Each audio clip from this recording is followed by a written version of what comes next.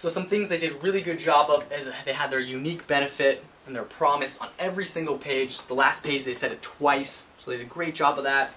Factual proof and social proof. And we've been around since 1922. You know, Peter Drucker coined this term. You know, globalization was coined by this guy. All these executives say we're great because that's social proof, factual proof. Great job. And they had that risk-free offer at the end. You know, money-back guarantee. You know, I promise. It's just you have my word, making it personal. And they also demonstrated authority throughout, that they're the best in the business. They've been around for so long. Okay, so they did a great job of that. Here's some things that they could do better. Stating a big problem. Okay, your product, your service needs to be a solution. You can't be a solution if there's not a problem. You can't have people can't have a problem unless they know they have a problem.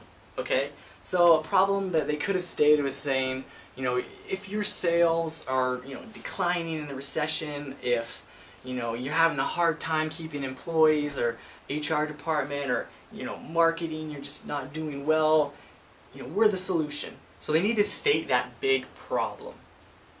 Secondly, they need to have that fear of loss or scarcity. Why should I subscribe to Harvard Business Review now? Why not later? I'm a busy guy, I got stuff to do, but it looks cool. Well, I don't know, I'll do it later.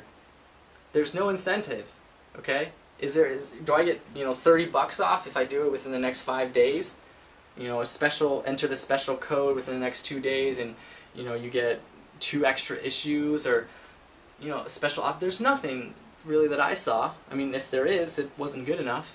So there's no risk, or there's no scarcity or fear of loss that makes me want to subscribe now. It's also a little bit long. Probably could have taken out a half page to a page of the text. And then commitment and consistency. So let me talk about this for a few minutes. This is so huge, something I've really been reading about and finding to be very true in life and marketing. So from the book, The Psychology of Persuasion, it's called Influence actually, Robert Cialdini, he talks about commitment and consistency. So here's an example. Say someone comes up to me, knocks on my door and says, "Sir, would you like to fill out this survey about you know, whether you care about the environment or not?" So I say, sure. I fill it out. I say, yeah, I care about the environment. I care about, you know, planting trees, and you know, I want the planet to be cleaner and nice. Okay, I'm gonna fill it out, physically sign it, check boxes, you know, physically participating. Okay, great. See you later. 2 weeks later, someone comes and says, "Hey, I'm with this, you know, preservation of local streams and rivers. Could we put a picket sign in your yard that says, you know, you support our initiative for having clean streams?" Okay, so it's not really directly related to the other guy that was coming, but because I made that commitment, I physically said I care about the earth.